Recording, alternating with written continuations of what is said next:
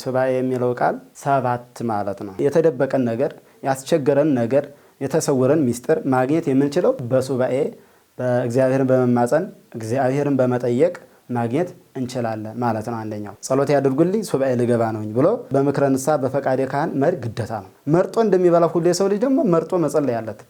ከነዚህ ሁሉ ደግሞ ትክክለኛው ጸሎት መጸለይ የምትችሉት ምንድነው? አንደኛ ውዳሴ ማርያም፣ በቃ ውዳሴ ማርያም ሲባል እስከ መልካ ማርያም እስከ መልካ ኢየሱስ ድረስ መጨረስ። ሁለተኛ እንደገና ደግሞ መዝሙረ ዳዊት። ከዛ ውጭ ደግሞ ከተረፋችሁ ደግሞ አርጋኖን። ዮሐንስ አይቶ ያንቺን በስጋ እኛ ሳናይ ለምን እንቀራለን ማለት በመንፈሳዊ ቅናት ወደ ሱባኤ ነሐሴ 1 ቀን ጀምረው እስከ 14ኛው ቀን ድረስ ሱባኤ ገቡ ይላል። አይደለም በሱባኤ ውስጥ ስልክ መያዝ ይቅርና ኢንተርኔት መጠቀም ይልና ሌላ ሚዲያ መጠቀም ይቅርና ግድግዳ ተደግፎ እግርን አወላግዶ መጸለይ አይቻልም። እለቱን የተገለጸበት ምክንያት ምንድነው? እሱ ቆሎ በልተን እንኖር በማለት ጸንቶ ይኖር ነበር ይላል። አያችሁ፣ ቆሎ የሚበላና ጩማ የሚበላ ሰው እኩል አይደለም። ቅዱሳን ሐዋርያት አባቶቻችን የነሱ ሱባኤ የእመቤታችን የተሰወረውን ስጋ ካስገኘ እኛ ደግሞ ያጣነውን ሰላም ልናገኝ እንችላለን። ሱባኤ በዓላማ ይግባ አይግባ መንፈሳዊ እርካታ ግን ያገኛል። ጠየቀው ጥያቄ እንኳ በእለቱም ባይመለስለት ውስጣዊ ሰላም ግን ያገኛል። ሱባኤ የሚለው ቃል ሰባት ማለት ነው። እስመ ሩቆ ሳብዕ ፍጹም ውእቱ በኀበ በራውያን፣ በበራውያን ዘንድ 7 ቁጥር ፍጹም ነው ይችላል። ለምሳሌ ጌታችን መድኃኒታችን ኢየሱስ ክርስቶስ 6ቱን ቀን እየፈጠረ ሰንብቶ 7ኛዋ ቀን ስትደርስ ግን እረፍት አደረገ ይላል። ይሄ ስለዚህ የሰባትን ፍጹምነት ያስረዳን ይገልጽልናል ማለት ነው። ሱባኤ የሚለውን ነገር ስንመለከት ግን አንድ ሰው ከዚህ ቀን እስከዚህ ቀን ድረስ ሱባኤ ይዤ ከፈጣሪዬ ጋር እነጋገራለሁ፣ እግዚአብሔርን እማጸናለሁ፣ እግዚአብሔርን የምንጠይቅበት መንፈሳዊ መንገድ ነው። አንደኛው ከ1 እስከ 7 ቀን ሲደርስ አንድ ሱባኤ ጨረሰ ይባላል። ከዛ እንደገና ደግሞ 2 ደግሞ ሲጨምር 2 ሱባኤ ይባላል። ስለዚህ 2ቱን 7 ቢገጥሙት 14 ሆኖ ይመጣል ማለት ነው። ይሄ 14ቱ 2 ሱባኤ ተብሎ ይነገራል። ስለዚህ አንዱ 7 አንዱ ሱባኤ ተብሎ ነው የሚያዝና ከዚህ አንፃር ያው እንግዲህ ሰው እንዳቅሙ የ3 ቀን ሱባኤ ሊይዝ ይችላል፣ የ7 ቀን ሊይዝ ይችላል፣ እንደገና ደግሞ የ14 ቀን ይችላል፣ ከዛም በላይም ሊይዝ ይችላል። የመጀመሪያው ሰው የወደቀው አዳም በገነት 7 ዓመት ከ1 ወር ከ17 ቀን ደስ ብሎት እየኖረ እያለ ግን በመካከል ምን ያደረገ? የእግዚአብሔርን ሕግ አፈረሰ። አትብላ የተባለውን ዕፀ በለስ ሲበላ፣ አታድርግ የተባለውን ነገር ሲያደርግ ከዚህ ወደቀ ማለት ነው። ከወደቀ በኋላ አትብላ ያለኝ ዕፀ በለስ በልቼ ፈጣሪን አሳዘንኩት እያለ በኃጢአቱ ተጸጸተ። አልቦቱ ካለ ህሊና ለአዳም ዘነበለ በካይ ላይ ለኃጢአቱ ይላል። ይህ ሐዘን ምንድነው? የኃጢአት ሐዘን ነው። ሰው በኃጢአት በወደቀ ጊዜ እግዚአብሔር ለመማፀን ቅድመ ዝግጅት ያደርጋል ማለት ተዘጋጅቶ ወደ ሱባኤ ይገባል ማለት ነው። ሱባኤ የሚያዘው አንድ ሰው እግዚአብሔርን ለመማፀን ለማግኘት ሱባኤ ይያዛል። አዳም እንግዲህ በዛ ኃጢአት ላይ በወደቀ ሰዓት ምን አደረገ? ከአጠገባቸው እንደ ሰይፍ የሚቆራረጥ ባሕር ነበር ይላል። እዛ ባሕር ላይ ሔዋንም አዳምም ሆኑና እልፍ ብለው ሱባኤ ገቡ ይላል። ነገር ግን 40 ቀን ሊሞላቸው 35ኛው ቀን ላይ ሲደርሱ ዲያብሎስ ይህማ ከፈጣሪው ጋር ታርቆ ሊያመልጠኝ አይደለምን አለና ቅዱስ ገብርኤልን መስሎ መጣና አዳም ና ፈጣሪ እግዚአብሔር ይቅር ብሎሃልና ናውጣ አለው። አንተ ማን ነህ ሲለው እኔ መልአከ ብርሃን ቅዱስ ገብርኤል ነኝ አለ። አይ ቀድሞም የፍጡር ቃል ሰምቼ ነው እንደዚህ አይነት ድቀት ያገኘኝ ወደዚህ ኃጢአት የወረድኩት ወደዚህ ምድረ ፋይዳ የወረደ አልወጣም አለ። አንተ እኮ ቀድሞ ምልከኛ ነህ፣ ቀድሞ አትብላ የተባልከውን ዕፀ በለስ በላ፣ ድጋሚ እንደገና ፈጣሪ እግዚአብሔር ይቅር ብሎሃን ስትባል እንዴት አትወጣም ብሎ የተበሳጨ መስሎት ወደ ሔዋን ሄደ ይላል። በዚህ በሱባኤ ውስጥ ነይ ውጭ ስትባል ግን ሔዋን አንተ ማን ብላ አልጠየቀችም። ፈጣሪሽ እግዚአብሔር ይቅር ብሎሻል ነይ ውጭ ሲላት ቀጣ መዘዝ ብላ ነው የወጣችው ሔዋን። አንቺን ፈጣሪሽ እግዚአብሔር ይቅር ብሎሻልና ነገር ግን ያ ባልሽ እግዚአብሔር ይቅር ብሎታል ደግድሽ ከሆነ ሄደሽ ንገሪው አላት። እሷም ሄደችና ነገረችው። አይ ይሄን ያክል ቀርቶ በአንድ ቀን እግዚአብሔር ይቅር የማይለን መስሎሃን ና እግዚአብሔር ይቅር ብሎናል ና እንውጣ ብላ ስትነግረው እሱም ከፊት መልአኩ ቅዱስ ገብርኤል ብሎ ነግረት ነበር መሰላችሁ። አይ ብዙም አትራቃት ብዙም አትቅረባት በማለት ይህንን ሕግ ስለነገረው በዚህ ጉዳይ ያው ተከትሏት ወጣ። መልአከ ብርሃን ነኝ ያለው መልአከ ጽልመት ሆኖ ተገኘና በኋላ እንደገና ራሳቸውን ቀጥቅጧቸው ሄደ። አዳም ወደዚህ ሱባኤ ወደዚህ ባሕር የገባበት ዓላማ ምንድነው? በኃጢአት ወደቀ። በኃጢአት ሲወድቅ እግዚአብሔርን ለመማፀን ግን ምን አደረገ? ሱባኤ ገባ። አንድ ሰውም አሁን እኛ በኃጢአት በወደቅነ ሰዓት ችግር በመጣበት ሰዓት መከራ በገጠመን ሰዓት ምን ማድረግ እንችላለን? ሱባኤ መግባት እንችላለን ማለት ነው። እና ሱባኤ የሚያዝበት አንደኛው ምክንያት በኃጢአት ስንወድቅ እግዚአብሔር ለመማፀን ሱባኤን ይዛለን ማለት ነው። ሁለተኛው እንደገና ደግሞ ተሰወረ ሚስጥር እንዲገለጽልን ስንል ሱባኤ እንገባለን ማለት ነው። ነብዩ ዕዝራ መጽሐፍተ ኦሪት ከጠፉ ከተደመሰሱ በኋላ እንደገና ሱባኤ ይዞ በ40 ዘመኑ እነዛን መጽሐፍቶች በሱባኤ እንዲመለሱ አድርጓል። 40 ቀን ሱባኤ በመያዙ የጠፋውን ነገር የተሰወረውን ነገር ማግኘት የቻለው ዕዝራ በምንድን ነው? በሱባኤ ነው። እኛም አሁን ደግሞ የተደበቀን ነገር ያስቸገረን ነገር የተሰወረን ሚስጥር ማግኘት የምንችለው በሱባኤ በእግዚአብሔርን በመማፀን እግዚአብሔርን በመጠየቅ ማግኘት እንችላለን ማለት ነው አንደኛው። እንደገና ሁለተኛው ደግሞ ቅዱሳን አባቶቻችን ሐዋርያት ከነሐሴ 1 ቀን ጀምረው እስከ 14ኛው ቀን ድረስ ሱባኤ ያዙበት ቀን አለ። ቅዱሳን አባቶቻችን ሐዋርያት የገቡበት ሱባኤ ያዙበት ዓላማ የእመቤታችንን ስጋዋን ወደ ጌቴሴማኒ ሊቀብሩ ይዘው ሲሄዱ አይሁድ መጡባቸው። በዛን ሰዓት አይሁድን አዩና ሐዋርያት ፈተው ስጋዋን ጥለው ተበተኑ ይላል። ቀደም ልጇ ሞተ ተነሳ አረገ እያሉ ሲረብሹ ኖር። አሁን ደግሞ ይቺ ደግሞ ሞተች ተነሳች አረገች እያሉ ሊያውኩት አይደለም። ስለዚህ ኑህን ጊዜ ስጋዋን በእሳት እናቃጥሎ ብለው ተሰብስበው ሄዱ አይሁድ ይላል። በዚህን ሰዓት ሐዋርያት ጥለው ተበተኑ። ሲበተኑ ቅዱሳን መላእክት ስጋዋን በገነት በዕፀ ሕይወት ስር ወስደው አስቀመጧት በክብር ማለት ነው። በዚህን ሰዓት እንግዲህ ዮሐንስ በጸጋ በተመስጦ እየሄደ የእመቤታችንን ስጋ እያጠነ ይመጣ ነበር። ከዛ ተገናኙ። እንግዲህ ያ መከራ ቀን አልፎ እንደውም እመቤታችን ጉዳይ የት ደረሰች እንዴት ሆነች በማለት ሲጠያየቁ አይ እመቤታችን እኮ በገነት በዕፀ ሕይወት ስር አለች ብሎ ዮሐንስ ይነግራቸዋል። እዚህ በኋላ እነሱ ምን አደረጉ? ዮሐንስ አይቶ ያንችን በስጋ እኛ ሳናይ ለምን እንቀራለን ማለት በመንፈሳዊ ቅናት ወደ ሱባኤ ነሐሴ 1 ቀን ጀምረው እስከ 14ኛው ቀን ድረስ ሱባኤ ገቡ ይላል። አያችሁ አሁን እንግዲህ የሐዋርያት ሱባኤ መጀመሪያ የገቡበት ዓላማ ምንድነው? የተሰወረውን የእመቤታችን ስጋ ማግኘት ነው አንድ ዓላማቸው። ቅድመ ዝግጅት ተዘጋጅተው ብለው ሱባኤ የገቡበት ዓላማ ይሄ ነው። በዚህ ሱባኤያቸው መሰረት ግን እግዚአብሔር አምላካችን አንዱን 7 ሲጨርሱ ምንም ጥያቄያቸው አልተመለሰም። ሁለተኛውን ሱባኤ ሲጨርሱ ግን ጥያቄያቸው ተመለሰ። በ14ኛው ቀን ግን ቅዱሳን መላእክት የእመቤታችንን ሱባኤ የገቡበትን ዓላማ የተሰወረውን የእመቤታችን ስጋ በገነት በዕፀ ሕይወት ስር የነበረውን ስጋ አመጣና ምን አደረገላቸው? አስረከባቸው ለሐዋርያት። ሐዋርያት ደግሞ ተቀብለው አማን በአማን ብለው እመቤታችን ቅድስት ድንግል ማርያም ወደ መቃብር ባወረዳት ጊዜ እንግዲህ 3 ቀን 3 ሌሊት ውላ እንደ ልጇ ትንሣኤ ሆና ተነሳች፣ አረገች። አያችሁ እንግዲህ የሐዋርያት ሱባኤ ማንን አስገኝቷል ማለት ነው? የተሰወረውን የእመቤታችን ስጋ አስገኝቷል። የእመቤታችን ስጋ ከዕፀ ሕይወት ስር ወደ መቃብር እንዲመለስ ያደረገ የሐዋርያት ሱባኤ ነው። ደግሞ እናንተም አሁን ይህንን ቃል ይህንን ሚዲያ የምትመለከቱ ሰዎች ደግሞ እንግዲህ ያው ከዚህ ሱባኤ የምትማሩት ነገር እኛስ ከሱባኤያችን ምን እናገኛለን የሚለውን ነገር መጀመሪያ ሱባኤያችሁን የምትገቡበትን ጉዳይ ለይታችሁ መግባት፣ ሱባኤውን ለይታችሁ ከገባችሁ በኋላ ደግሞ ጥያቄያችሁን መመለሱንና አለመመለሱን ማወቅ የምትችሉት አስቀድማችሁ የሱባኤውን ጉዳይ ለይታችሁ ስታስቀምጡ ነው ማለት ነው። እና እንግዲህ የሐዋርያት ሱባኤ፣ የሐዋርያት ጸሎት፣ የሐዋርያት ጾም ይህንን የመሰለ የተሰወረን የእመቤታችን ስጋ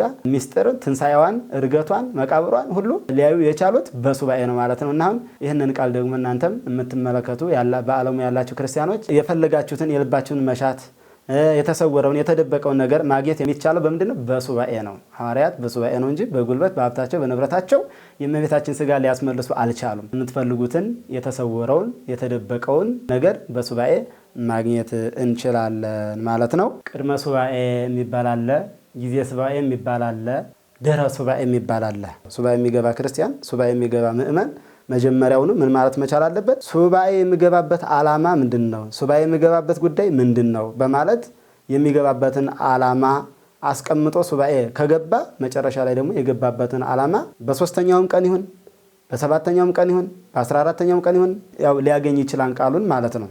ይህን ማግኘት የሚችለው ግን የገባበትን ሱባኤ አስቀድሞ ሲያስቀምጥ ነው። ሐዋርያት አሁን ለምሳሌ ራበን ጠማን ብለው አይደለም እንደ ሱባኤ የገቡት። ሐዋርያት የገቡት እመቤታችን ስጋ ዮሐንስ አይቶኛ ሳናይ በማለት አይደል የገቡት።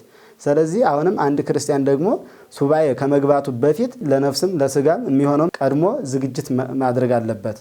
እንግዲህ ያው ሱባኤ ውስጥ ተገብቶ ጮማ አይበላም፣ ሱባኤ ውስጥ ተገብቶ ብዙ አይበላም፣ በመጠን ነው አይደል እንዴ? እንግዲህ ስለዚህ የሚያስፈልጉት ለሱባኤ የሚሆኑ የራሳቸው የተዘጋጁ ነገሮች አሉ። እነሱ ምንድናቸው? ጥራጥሬዎች፣ እነዛን ጥሬዎችና ወይ በሶ ነገሮችን እነዚህን ይዞ በሱባኤ ይሄዳን ማለት ነው። አንድ ሰው ሱባኤ ከመግባቱ በፊት ዓላማውን ለይቶ ማወቅ፣ ያን ካወቀ መጨረሻ ላይ የጠየቀውን ሱባኤ የገባበትን ዓላማ ጥያቄው መመለሱን አለመመለሱን የዛ ጊዜ ያውቃን ማለት ነው። እንግዲህ ዝግጅቱ የጸሎት መጽሐፍትን ይዞ መግባት፣ እስከዚህ ድረስ ቀን ድረስ ደግሞ ቀኑን መወሰን ግዴታ ነው። ለምሳሌ እኔ አንድ ሰው 3 ቀን ነው ካለ የ3 ቀን 7 ቀን ነው ካለ የ7ቱን ቀን ሱባኤ ወስኖ መግባት፣ ዝግጅት ከጨረሰ በኋላ ምን ያስፈልገዋል? ደግሞ ወደ መምህረ ንስሐ ያስፈልገዋል። ጸሎት ያድርጉልኝ ሱባኤ ልገባ ነው ብሎ በምክረ ንስሐ በፈቃደ ካህን መሄድ ግዴታ ነው። ምክንያቱም በሱባኤ ውስጥ እያለ ፈተና አለ። አዳምና ሔዋን ቀኑን 40 ቀን ብለው ነው የገቡት። 40 ቀን ብለው ገብተው በ35ኛው ቀን አይደል 5 ቀን ሲቀራቸው እንግዲህ 35ቱን ቀን ሱባኤ ኑረው 5 ቀን ሲቀራቸው ግን አስወጣቸው። አሁንም ቀድሞት ካልተዘጋጀንበት እኛም ሰይጣን ሊፈትነን ይችላል። ያንን ሱባኤውን ሳንጨርሰው ሳንተገብረው ጥያቄያችንንም ሳይመለስልን እንዲሁ ዝም ብለን ልንወጣ እንችላለን ማለት ነው። ይህ እንዳይሆን ግን ምን ማድረግ መቻል አለብን? ከመምህረ ንስሐና ከፈቃደ ካህን ጋር ተመካክሮ ንስሐ ገብቶ በደንብ ቀኖናውን ተቀብሎ ከዛ ወደ ሱባኤ ሲገባ በንጽህና በቅድስና ሆኖ ነው ያለው። ሐዋርያት እኮ በንጽህና በቅድስና ሆኖ ነው የገቡት። ማንኛውም ሰው እነ ዕዝራ እነ ሄኖክ ቅዱሳን አባቶቻችን እንግዲህ የአዳም ሱባኤ አለ፣ የነ ሄኖክ ሱባኤ አለ፣ የሐዋርያት ሱባኤ አለ። እነዚህ በንጽህና ሆኖ ነው። ስልክ ይዞ ኢንተርኔት እየተጠቀመ እዛ መካከል ሱባኤ እንደዚህ እንትን እላለሁ ማለት ይሄ አይቻልም። አሁን እንግዲህ ይሄ አሁን እዚህ ውስጥ የምናየው ጊዜ ሱባኤ ነው። ስትጸልይ እንኳን ግድግዳ መደገፍ አይቻልም። አይደለም ስልክ መያዝ ግድግዳ ተደግፎ መጸለይ አይቻልም። እንደገና ደግሞ መቋሚያ ይዞ መጸለይ አይቻልም። እንዲሁ እግርን ቀጥ አድርጎ ወደ ምስራቅ ዙሮ በሰፊሃ እድ በሰቂለ ህሊና ነው የሚለው። የምታነቡትን ለምሳሌ መስቀል የሚል ነገር ካለ መስቀሉ ጋር ደረች ታማትባላችሁ ማለት ነው። የስግደት ቃል የሚናገር ካለ የስግደት ግዕዝ ያለበት ካለ ደግሞ እየሰገዳችሁ ትጸልያላችሁ ማለት ነው። አይደለም በሱባኤ ውስጥ ስልክ መያዝ ይቅርና ኢንተርኔት መጠቀም ይልና ሌላ ሚዲያ መጠቀም ይቅርና ግድግዳ ተደግፎ እግርን አወላግዶ መጸለይ አይቻልም። በሰይጣን ሰው የተፈተነ ሰው በስልኩ ነው የሚፈተነው። ምክንያቱም ስልካችን ላይ የማይታይ ነገር የለም፣ የማይመጣ ነገር የለም፣ ሁሉም ይመጣል። ያን ጊዜ ስልኩን አይቶ ድቀት ያገኘዋል ማለት ነው። ሱባኤውን ሳይፈጽመው በሱባኤው ሳይከብርበት በሱባኤው ጥቅም ሳያገኝበት እንዲሁ ከንቱ ድካም ሆኖ ይቀርበታል ማለት ነው። ስለዚህ ከስልክ ርቆ ከማህበራዊ ሚዲያ ርቆ ከኢንተርኔት ርቆ ነው ሱባኤ የሚያዘው። ቦታ መምረጥ ይጠይቃል። አሁን ለምሳሌ አንድ ሰው ከሚወጣበት ከሚገባበት ብዙ ጫጫታ ድምጽ ካለበት ቦታ ላይ አይደለም ሱባኤ መያዝ ያለበት። ጸጥታ ካለበት ቦታ ምንም አይነት ድምጽ ከሌለበት ቦታ ላይ ሆኖ ነው ሱባኤውን መያዝ የሚችል እንጂ ጊዜ ሱባኤ ላይ ግን ምን ማድረግ አለበት? የሚነበቡ መጻሕፍት አለ። እነዛ መጻሕፍት ይዞ ለምሳሌ እንደነ መዝሙረ ዳዊት፣ ወንጌል፣ ዮሐንስ መጽሐፍ ቅዱስን ይዞ ገብቶ አንድ ሰው ይህንን መጽሐፍ አንብቤ መጨረስ መቻል አለብኝ የሚለውን ነገር አምኖበት መግባት መቻል አለበት። ያ የሚሆነው ምንድነው እንግዲህ ከስልክ ሲርቅ ነው። ነገር ግን ከስልክ ጋር ከሆነ ግን ከማህበራዊ ሚዲያ ጋር በቃ ፍጦን የሚለው ያማ ምን ሱባኤ ሆነ? እንዲሁ ቤቱ ዝም ብሎ እስከዛሬ የሚኖረው ኑሮ ነው እንጂ ሱባኤ አይባልም። ሱባኤ የሚባለው ግን ንጽ ጠብቆ ከሴት ርቆ ነው። መርጦ እንደሚበላው ሁሉ የሰው ልጅ ደግሞ መርጦ መጸለይ ያለበት እና ብዙ አምታች ነገሮች አሉ። ከነዚህ ሁሉ ደግሞ ትክክለኛው ጸሎት መጸለይ የምትችሉት ምንድነው? አንደኛ ውዳሴ ማርያም፣ በቃ ውዳሴ ማርያም ሲባል እስከ መልካ ማርያም እስከ መልካ ኢየሱስ ድረስ መጨረስ። ሁለተኛ እንደገና ደግሞ መዝሙረ ዳዊት። ከዛ ውጭ ደግሞ ከተረፋችሁ ደግሞ አርጋኖን የቻለ ደግሞ ወንጌሉን መድገም ይቻላል። ብዙ ሰዎች ጾራቸው የስጋቸው ፈቃድ የጠፋላቸው ወንጌል በማንበብ ነውና ወንጌሉንም እንደ መጸለይ ዮሐንስ ወንጌልንም ሁሉንም ራ ዮሐንስንም የነዚህን ሁሉ መጸለይ ይቻላል ማለት ነው። ከዛ ውጭ ግን ብዙ ያጸሎት መጽሐፍ ያልሆኑ አሉ። ያው መጨረሻ ላይ የእመቤታችንን ሰላም ለኪ ብላችሁ በአቡነ ዘበሰማያት ማሰር ይጠበቅባቸዋል ማለት ነው። ከሱባኤ በኋላ ፍሬውን ማግኘት አለማግኘትን የሚያውቀው እንዴት መሰላችሁ? ከመጀመሪያው ሲያስቀምጥ ነው። የሚገባበትን ዓላማ አስቀምጦ ሲሄድ ራሱን ጠይቆ እኔ ምንድነው ሱባኤ የምገባበት ምንድነው የሚለው ነገር መርምሮ አውቆ ከለየ በኋላ ግን ነገ መጨረሻ ላይ የሚያደርግበት ጊዜ አለ፣ የሚያደርግበት ጊዜ አለ። እግዚአብሔር እንግዲህ ገብቶ ለምን ጥያቄ ቶሎ አልተመለሰልኝም ብሎ እግዚአብሔርን ማማረር፣ በእግዚአብሔር ላይ መነሳሳት አግባብ አይደለም፣ ተገቢ አይደለም። ንጉሱ ህልም አየና ህልሙም ራዩም ጠፋበት። ከሚበላ አብልቶ ከሚጠጣ አጠጥቶ የሚያኖራቸው ጠበብቶች ነበሩት፣ የራሱ የንጉሱ ማለት ነው። ህልም አይቼ ህልሙም ትርጓሜውን ጠፋብኝ፣ ስለዚህ ህልሜን ከነ ትርጓሜው ንገሩኝ አላቸው። አንተስ ከፈርዖን ታንሳለህ፣ እኛስ ከዮሴፍ እንበልጣለን። ስለዚህ ህልምህን ንገረና እንተርጉምልህ አሉትኝ። አይ ህልሙማ ጠፍቶብኛል አላቸው። አይ ይሄስ እኛ እናውቀው ማለት ወስዳችሁ ቅጧቸው፣ ግደሏቸው ተባሉ። ሞት ተፈረደባቸው። በዛን ሰዓት ዳንኤል ከአፋ ቆይቶ ሲገባ ተገናኙ ይላል። ዳንኤል በእነምን ትወጣ ዝትዛዝ በእነዚህ ሰዎች ስለምን ሞት ተፈረደባቸው ብሎ ጠየቀ። ይህን ሲጠይቅ አይ ንጉሱ ህልም አይቶ ህልሙም ትርጓሜውም ጠፍቶበት መተርጓሜ ይሆንላችሁ ብሎ ግደላቸው ተብዬ ልገላቸው ይጀራል አለ። ነብዩ ዳንኤል ማደረገ አይ ገብተህ ቀን አሰጠኝ፣ እኔ ህልሙን ከነ ትርጓሜው ተረጉምለታለሁ። ስለዚህ እነዚህን ሰዎች አይገደሉ ተዋቸው አለ። አያችሁ ቅዱስ ሰው ብዙ ሰዎችን ከሞት ያድናል። እንግዲህ ገቡና ሌሎችም አሉ እነሱ ጋር ሆኖ አንድ ላይ ሲገቡ ለሱ ሁለቱም ተገለጸለት ይላል። እንግዲህ ለሶስት ቀን ነው የገቡት። ሶስት ቀን እንግዲህ የገቡበት ዓላማ ምንድነው? የንጉሱን ህልም እና ትርጉም ለማወቅ ነው አይደለ? ህልሙ እንዲገለጽላቸው ተሰውሯል። ለንጉሱም ተሰውሮታል፣ ለነሱም ቀርሞ እንግዲህ ተሰውሯቸው የለም። ነገር ግን ሱባኤ ሲገቡ ምን ተደረገላቸው? የተሰወረው ነገር ምን አለ ተገለጸላቸው ማለት ነው። ስለዚህ ለሱ እለቱን አንድ ቀን እንደገቡ ለሱ እለቱን ተገለጸለት። ለምን አላ እለቱን የተገለጸበት ምክንያት ምንድነው? እሱ ቆሎ በልተን እንኖር በማለት ጸንቶ ይኖር ነበር ይላል። አያችሁ ቆሎ የሚበላና ጩማ የሚበላ ሰው እኩል አይደለም። ቆሎ ለሚበላ ሰው እለቱን ተገለጸለት፣ ለነዛኞች ደግሞ በሶስተኛው ቀን ተገለጸላቸው። ሁሉም ግን ሱባኤውን ግን አቋርጠው አልወጡ። ዳንኤል እለቱን ተገለጸልኝ ብሎ ወዲያው እለቱን በአንድ ቀን አልወጣም፣ ሶስቱን ቀን አክብሮ ነው የወጣ። አሁንም አንድ ሰው እኛው ለምሳሌ ሱባኤ ገብተን እስከ 7 ቀን ብለን እንገባለን። 7 ቀን ብለን ገብተን ነገር ግን ያሰብነው ዓላማ የእግዚአብሔር በአራተኛው ቀን በሶስተኛው ቀን ቢፈጽምልን ሱባኤ አቋርጦ መውጣት አይቻልም። ሱባኤ አቋርጦ ወጥቶ ከሰው ጋር መገናኘት ምን ማለት ይሄ ሁሉ አይቻልም። ስለዚህ የሚቻለው ምንድነው? የጠየቃችሁት ነገር በአንደኛው ቀን በሁለተኛው ቀን በሶስተኛው ቀን ቢደረግላችሁ፣ ስለዚህ ሱባኤውን በገባችሁት መሰረት ሱባኤ ጨርሶ መውጣት እንደሚገባ እዚህ ጋር ይነግረናል ማለት ነውና ሱባኤያችን በእግዚአብሔር ዘንድ ተቀባይነት እንዲያገኝ ከልብ እግዚአብሔር መማጸን መቻል አለብን። ስለራሳችሁ ኃጢአትም እያለቀሳችሁ መሆን መቻል አለበት። አቤቱ እኔ እንዴት ያለው ኃጢአተኛ ነኝ። አዳም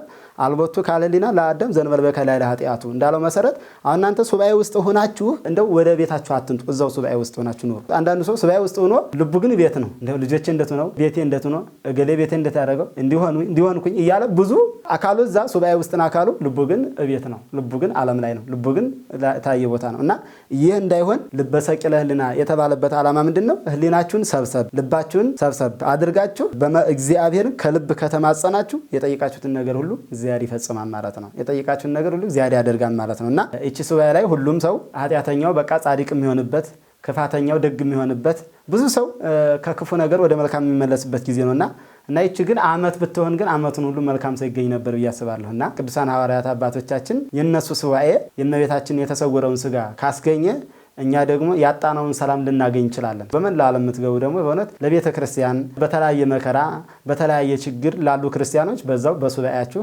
በጸሎት እያሰባችሁ በሱባኤያችሁ እንድታስቧቸው ያው በዚሁም መንፈሳዊ መልእክቴን አስተላልፋለሁ። የ15 ቀን ክርስቲያን ብቻ አንሆን። ስለዚህ የ15 ቀን ብቻ ሳይሆን እስከ ዕለተ ሞታችን ድረስ ክርስቲያኖች እንድንሆን እግዚአብሔር አምላክ መልካም ፈቃድ ይሁንልን። ዮሐንስ ራእይ ምዕራፍ 2 ከቁጥር 10 ላይ ምንድን አለው? እስከ ዕለተ ሞት ድረስ የታመንኩን ባለው መሰረት ሁሉ እኛም ደግሞ ከሱባኤ ከወጣን በኋላ ሌላ ሰው አንሆን። ሱባኤ በዓላማ ይግባ አይግባ መንፈሳዊ እርካታ ግን ያገኛል፣ ውስጣዊ ሰላም ያገኛል፣ ራሱን ሰላም ያገኛል፣ የራሱ ሰላም ይመለስለታል። የጠየቀው ጥያቄ እንኳን በእለቱም ባይመለስለት ውስጣዊ ሰላም ግን ያገኛል።